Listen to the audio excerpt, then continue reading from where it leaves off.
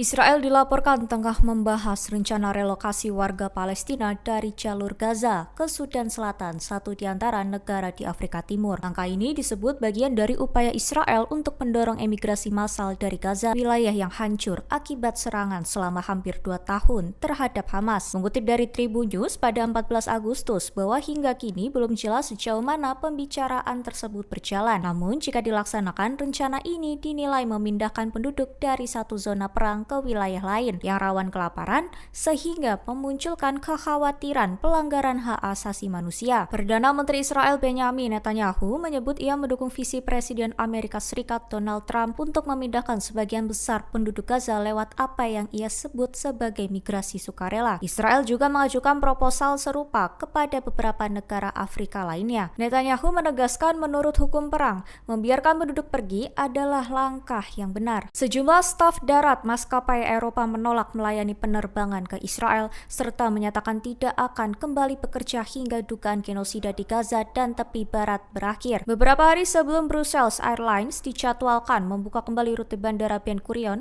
staf daratnya mendesak perusahaan menangguhkan penerbangan. Serikat Pekerja menyebut alasan moral menjadi dasar penolakan. Sementara itu, Alizia, perusahaan penanganan bagasi asal Prancis, juga mengumumkan boikot penuh terhadap maskapai Israel. Perusahaan itu menegaskan sikapnya lewat surat resmi kepada manajemen serta meminta karyawan diberi kebebasan menentukan apakah mereka mau menangani bagasi penerbangan ke Israel. Mengutip dari Tribun News pada 14 Agustus bahwa pihaknya menegaskan penerbangan ke Israel hanya akan dioperasikan oleh awak kabin sukarelawan.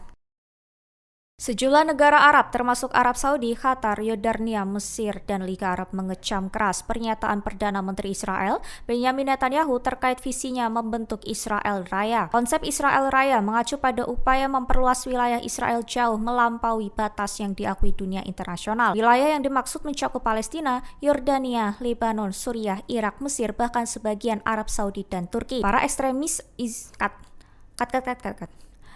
ekstremis Zionis meyakini kawasan ini sebagai tanah yang dijanjikan, membentang dari Sungai Nil di Mesir hingga Sungai Efrat di Irak. Arab Saudi menyebut pernyataan Netanyahu sebagai serangan langsung terhadap kedaulatan negara-negara Arab. Riyadh menolak tegas seluruh proyek permukiman dan ekspansi Israel, menegaskan bahwa rakyat Palestina berhak mendirikan negara merdeka. Mereka juga memperingatkan dunia internasional bahwa langkah Israel mengancam perdamaian regional dan global. Mengutip Tribun News pada 14 Agustus, Qatar juga mengecam keras visi tersebut, menyebutnya bentuk arogansi pendudukan yang melanggar hukum internasional, piagam PBB, serta resolusi resmi dunia. Doha menegaskan pernyataan provokatif Israel tidak akan menghapus hak historis bangsa Arab.